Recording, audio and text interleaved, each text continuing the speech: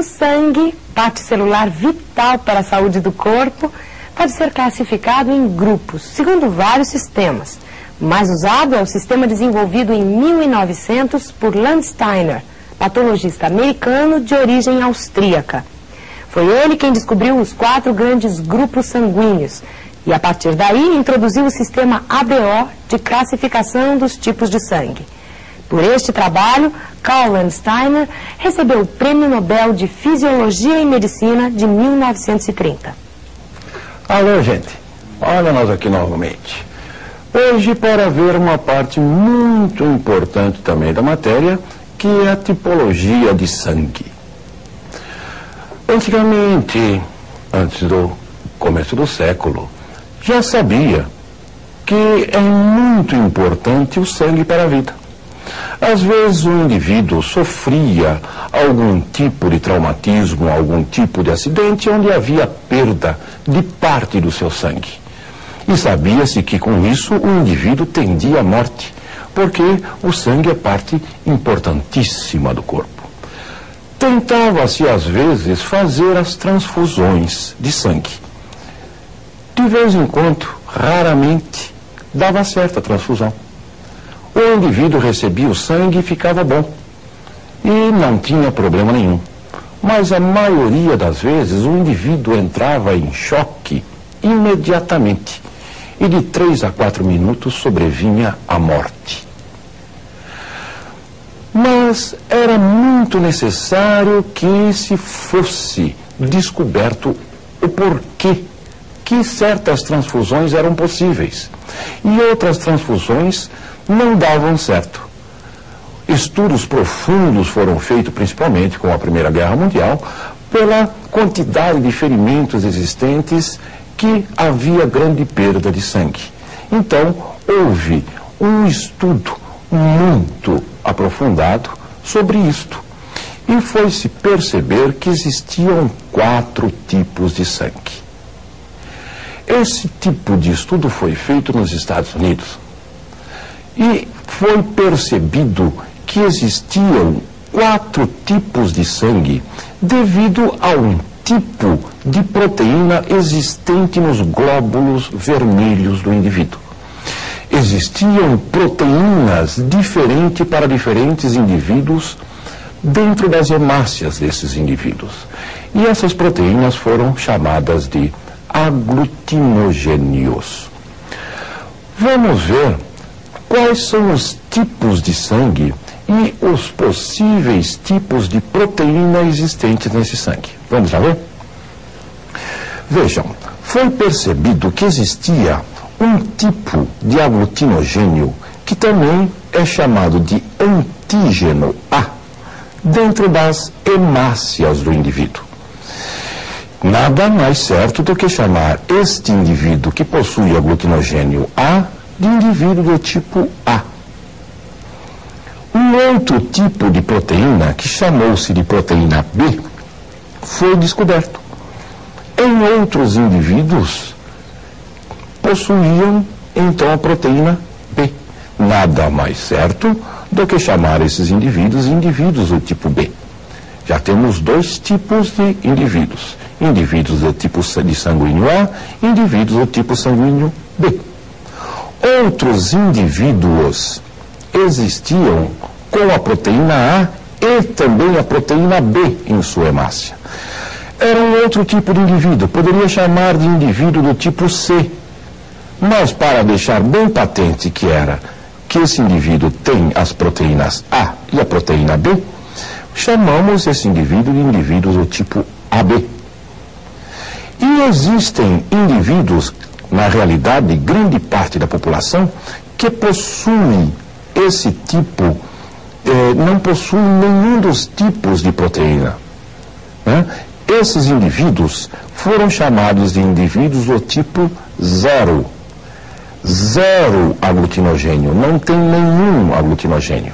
Como nós sabemos, nos Estados Unidos, o 0 é dito O. Então ficou O, grupo O, porque não tem nenhum aglutinogênio.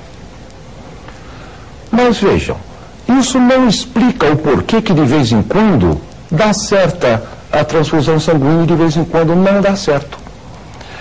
É necessário que exista mais um outro tipo de proteína que se compatibilize com essa proteína, aglutinogênio, para que a transfusão não dê certo. Esta outra proteína foi chamada de aglutinina e está no plasma do indivíduo. Vejamos lá. O indivíduo do tipo A, que tem aglutinogênio A na hemácia, tem uma proteína que não se compatibiliza com a proteína B. É contra a proteína B. É anti-B. Logo, se eu puser sangue B no indivíduo A, esse anti-B vai coagular, vai aglutinar as hemácias deste indivíduo, vamos dizer, bloqueando os capilares sanguíneos do receptor, e esse indivíduo viria à morte. Da mesma maneira, o indivíduo que tem a proteína B na hemácia, no plasma vai ter anti-A. Não posso pôr o sangue do indivíduo A no indivíduo B. Vejam, o indivíduo do tipo AB não pode ter nenhuma aglutinina, porque senão aglutinaria as próprias hemácias. Logo, não tem aglutinina. Agora, o indivíduo que não tem nenhum aglutinogênio pode ter as duas aglutininas, anti-A e anti-B. Vejam, eu chamo isso de antígeno e isso de anticorpo, simplesmente porque uma é contra a outra, mas tanto aglutinogênio como aglutinina são naturais no corpo do indivíduo. Não é necessário uma sensibilização. Vejam o que nós dissemos. É importante lembrar-se que tanto aglutinogênio quanto aglutinina são normais no indivíduo. Nós vamos ver que na reação antígeno-anticorpo, isso na próxima aula, é necessário uma sensibilização para produzir um anticorpo. Esses são naturais. Guardem isso. Tanto aglutinogênio quanto aglutinina são proteínas naturais no indivíduo. A partir de aglutinogênio e aglutinina, foi feito o que nós chamamos de tabela de transfusão de sangue. Esta tabela é utilizada muito para as transfusões sanguíneas. Que tabela vem a ser essa? Ela é uma tabela bastante simples e nós devemos sempre ter em mente, porque muitos exercícios vestibulares são feitos sobre isso daí. Vejamos lá conosco. O indivíduo do tipo O não tem aglutinina, não tem aglutinogênio nenhum nas hemácias. Logo, pode ser dado para o indivíduo do tipo A, porque ele tem anti-B. Mas o sangue do tipo O não tem aglutinogênio B. Pode ser dado. O sangue do tipo O pode ser dado para o indivíduo B, porque o indivíduo B tem o anti-A. Mas o indivíduo do tipo O não tem a proteína A e pode ser dado para o AB também, né? Porque ele não tem nenhuma aglutinina, esse aqui não tem nenhum aglutinogênio, pode ser dado.